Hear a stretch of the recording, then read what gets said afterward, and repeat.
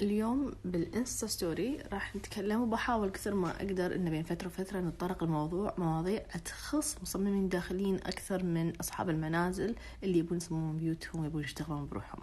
فهذا راح يكون شوية تكنيكال. المواضيع راح نتطرق لها هي مواضيع تخص أكثر الإدارة. بنتكلم اليوم عن طرق التسعير اللي يقدر المصمم الداخلي يسعر على أساسها. أنتي أو أنت شلون تسعرون مشاريعكم؟ في تقريبا 4 إلى 5 طرق للتسعير. أنا ببدي رأيي فيهم من جانب المحاسن ومساوئ كل طريقة. وإنستا ستوري لازم يسوون نفس صفة السناب شات، إن السناب ما ينتهي عقب كذا ثانية، يطول بعدين هو بروحه يقصصه، صح؟ لأن أحس شي كلامي صار شنا ماكينة. أول طريقة هي الفلات، الفيكست ريت، التسعيرة الثابتة. هذه التسعيرة ما يهم نوع المشروع. العميل المصمم من البداية يقول تكاليف التصميم، هذا الرقم. ما يهم، يعني ما راح نقدر نقارن. إذا نتعامل بهذا الأسلوب ما راح نقدر نقارن مثلا بمقاسات ولا أنواع المشاريع ولا تعقيدها. هي فلات ريت. احنا قاعدين نتكلم عن سعر خدمة التصميم. الفلات ريت دايما ما تتضمن أي مشتريات، أي حمود قام. فهذا السعر اللي يحطه المصمم أو اللي أنتوا تحطونه كمصممين اللي هو الفلات ريت، هذا يتضمن تكاليف وقتكم وأفكاركم. هل هذا زين أو مو زين؟ أنا أعتقد هذا من أكثر الطرق اللي تعطي للتصميم حقه. يعني أنا راح نتكلم عن أساليب ثانية اللي تأخذ نسب ما نسب وغيرها من تكاليف المشاريع، ولكن هذه ممكن المصمم ينظلم على آخر المشروع. انزين، على أي أساس يصير الفلات ريت هذا يقيم؟ المصمم هو يقيمه على حسب ساعات العمل اللي راح يشتغل عليها، يكون عنده ريت معين حق ساعات العمل، وعلى حسب خبرته ومساحة المشروع وتعقيد المشروع، هذا كله مع بعض. والمصمم يقيم سعر الفلات ريت. طبعا لازم أنوه شيء وايد مهم للعملاء. لما تروحون للمصممين كانوا معماريين أو انتيريور ديزاينرز وتقولوا لهم صمموا لنا أو سعروا لنا المشروع الفلاني، ولما يسعروا لكم تروحون تقولون ليش فلان سعر لي بالسعر هذا. قاعد نتكلم عن الفلات ريت هنا. السعر لازم نوضح شيء وايد مهم. ما نقدر ولا ممكن إن نقارن عرضين سعر من مصممين مختلفين، لأن إحنا مو قاعد نقارن آيفون بآيفون. إحنا ما قاعد نقارن سعر منتج واضح بمقاييسه ومقاديره ودولة المنشأ مكتوب عليها. يعني هي ما نقدر موت أبل تو أبل. هذا المصمم شنو خبرته مقابل هذا المصمم، هذا المصمم شنو حجم شركته مقابل هذا المصمم شنو طاقاته وقدرته وكمية المشاريع اللي اشتغلها مقارنة بهذا المصمم. ما نقدر نقارن كذي. فالفلات ريت نرجع ونتكلم عنه. الفلات ريت أعتقد من أكثر أساليب التسعير اللي تكون تحفظ حق المصمم من ناحية مجهوده ووقته وأفكاره، لكن ممكن تكون من ناحية العميل مبهمة شوية، ومثل ما قلنا تسبب شوية أشياء غير واضحة ومس كوميونيكيشن، إن إشمعنى ليش سعر غالي، ليش سعر فلان أرخص وغيره. انزين، شلون نحسب الفلات ريت؟ هذه شوية معقدة وفيها تفاصيل كثيرة وأرقام أتطرق لها أنا في دورة البزنس للتصميم الداخلي، فما راح نتكلم أكثر بهذا الموضوع هنا. لكن راح ننتقل إلى الأسلوب الثاني من التسعير اللي ممكن يسعر على أساس المصمم الداخلي. الأسلوب الثاني اسمه الكوست بلس أو المارك اب، اللي هي إضافة نسبة. العميل يدفع قائمة القنفة لكن عليها 20 25 30% زيادة، وهذه النسبة الإضافية تكون من حق المصمم، وهي هذه تغطي تكاليف مفروض تغطي تكاليف عمله ووقته.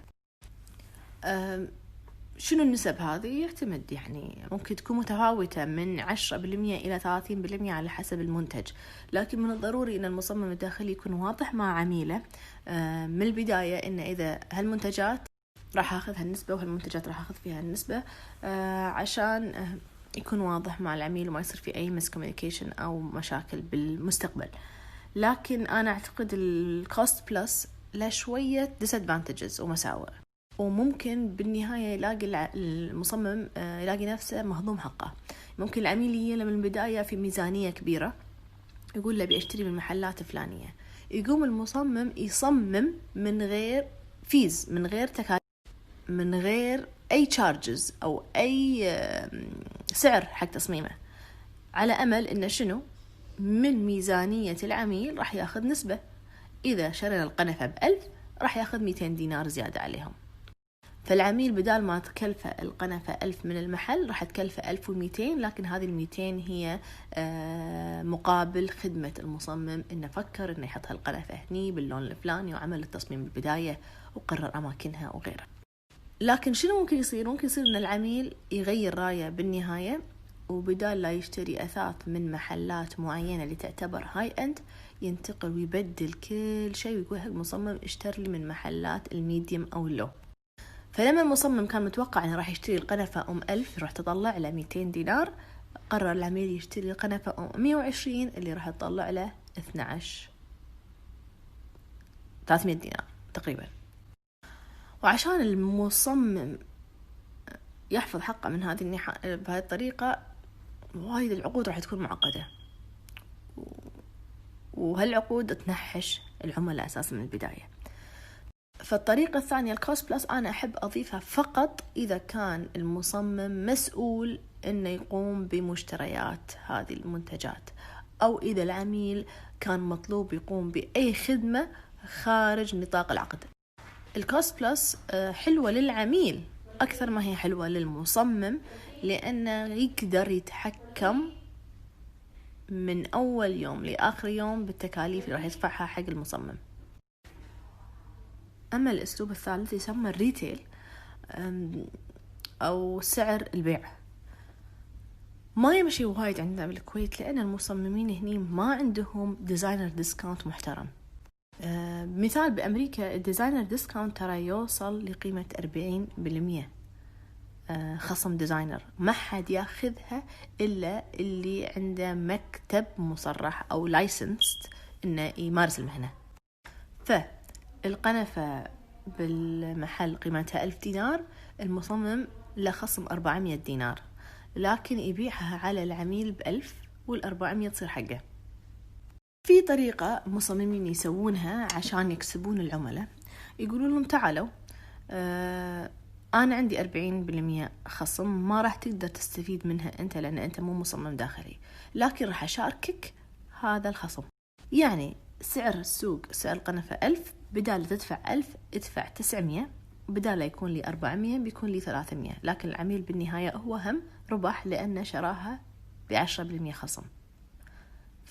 فهني يقول المصمم حق العميل إذا اشتغلت معاي هالقنفة أنا مستعد أشاركك بالخصم، فتاخذها ب900 دينار معاي، لكن إذا رحت مع مصمم ثاني احتمال ما يعطيك القنفة هاي ب900، يعطيك إياها ب1000. والطريقة أخرى لتسعير المشاريع هي الأورلي ريت. هني ما أشوفها وايد بالكويت أبدا، ما يستخدم الأورلي ريت. إن أنا أحاسب عميلي بالساعة، كل أسبوع أدز له فاتورة كم ساعة أنا اشتغلت، ويكون بس واضح من البداية إن أنا مثلا ريت التصميم عندي أو الأور ريت للمكتب أو الأور ريت لشغلي بالساعة بمبلغ الفلاني. وكل أسبوع مثل ما قلنا تروح فواتير شهرية مرتين بالشهر 4 مرات، هذه ساعات العمل اللي اشتغلت فيها. بس خلي أقول لكم إن بأمريكا أو في مع الناس اللي تعاملت معاهم أو تكلمت معاهم اللي يشتغلون في هذا المجال بأوروبا وأمريكا، يحاسبونهم حتى على ساعات التليفون. أنا قضيت ساعة خلال هذا الأسبوع أتكلم مع موردين تحط لها إياه.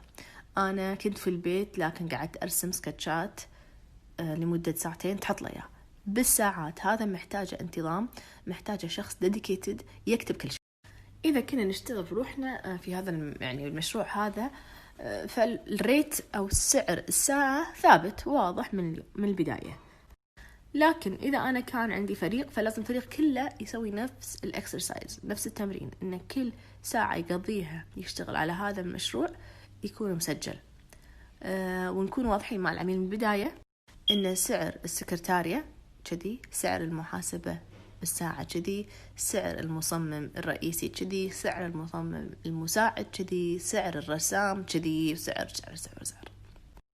لأن حتى المحاسب ممكن يقضي له ساعة بالأسبوع يدقق بمواضيع تخص المشروع هذا. حتى السكرتارية ممكن تأخذ لها 3 ساعات بالأسبوع تكتب كتب ومراسلات وكوميونيكيشنز تخص المشروع هذا. راح أترك لكم الجواب والتفكير ليش هذا الشيء ما يمشي عندنا بالكويت. طبعا هو زين للمصمم لأنه يضمن إن كل ساعة اشتغلها مغطي تكاليفه، وأكيد التكاليف اللي هو قاعد يحطها فيها ربح. فاحتمال مرات، لأن مرات كمصممين نخطأ بتقدير الوقت الصحيح اللي نحتاجه حق المشروع هذا. فمثلا أنا أقول أنا محتاجة أشتغل على المشروع هذا 5 أيام، فأسعى بنا 5 أيام واضطر أشتغل 10 أيام. هذا الفرق بني يدفعه ما حد، لأن بالفلات ريت تذكرون أول واحد أعطينا سعر فلات حق العميل وعلى أساسه سعرنا على الأيام الموقعين نشتغل فيها. لكن بالأورلي ريت ماكو ديدلاين، أنا راح أشتغل هذه ساعات العمل مالتي. فللعميل وايد مبهمة، للمصمم عجيبة. الطريقة الثانية مو الأخيرة، طريقة مختلفة للتسعير هي على المساحة، وهم هذه أنا ما أقتنع فيها. يعني كم متر مربع مشروعك؟ 10 متر، أوكي إحنا نحسب المتر التصميم 20 دينار، 10 ب20 200 دينار، هذا سعر التصميم. أرجع وأكرر، كل اللي قاعد أتكلم عنه ما يخص المشتريات أو التنفيذ أو المقاولات، يخص التصميم فقط. ليش أنا ما أقتنع بالمساحة؟ لأن ممكن مشروع 30 متر ياخذني 2 عشان أصممه بسبب تعقيدات الموقع، بسبب طلبات العميل، بسبب صعوبة فإذا 3 أشهر تصميم تكلف أكثر من شهر تصميم. وممكن مشروع ثاني بنفس المساحة 30 متر وايد سهل، طلبات المشروع جدا سهلة بسيطة، تاخذني شهر. شلون أحسبهم في نفس الطريقة؟ فأحاول كثر ما أقدر أبتعد عن فكرة البرميتر، لأنها تظلم المشروع في بعض الأحيان وتظلم المصمم في أغلب الأحيان. لأنه ممكن مشروع يكون وايد كبير وأغلب مساحات فاضية مثل كراسي وطاولات مطعم خلينا نقول، ويشرجون نفس الريت حق تصميم الزوايا المليانة بتعقيدات تفصيلية، ونفس التسعير ينحط للمساحات اللي هي في المطعم عبارة عن أرض كرسي طاولة وسقف فقط. شلون؟ فأنا هذا البرميتر ما أقتنع فيها تماما. أما آخر طريقة هي البرسنتج من البودجت. يعني العميل يقول أنا عندي مشروع أبي أصرف عليه 10,000 دينار، تي المصممة أو مصمم تقول له أوكي أنا الشارج مالي 20% من البودجت. فهي واو مستانسة، 10,000 2000 دينار راح تكون حقي. عجيب، ممتاز، واضح، صح؟ هي عارفة كم راح تأخذ والعميل عارف كم راح يعطيها. وين المصيبة تصير؟ عقب ما التصميم يخلص لسبب كان المشروع يلغي، لسبب كان المشروع تتقلص ميزانيته، شو يصير بالديزاينر؟ ما استلمت فلوسها، لأنه راح تستلم فلوسها بالنهاية. وحتى لو المشروع قائم راح تستلم فلوسها بالنهاية، لكن المشروع بدال 10,000 صارت ميزانيته 4,000. هم النسبة هذه أنا ما أقتنع فيها. طريقة تسعيرتي فلات ريت، تعالوا شرحوا شو المشروع، موقع، وين مكانه، شو المطلوب، وبعدين أحط سعر. ممكن مشروعين اللي بنظر العميلة يكون متشابهين، لكن في فرق بين سعر الأول والثاني 30%. في وايد عوامل راح تأثر على التسعيرة في ذاك الوقت، نطرق لها في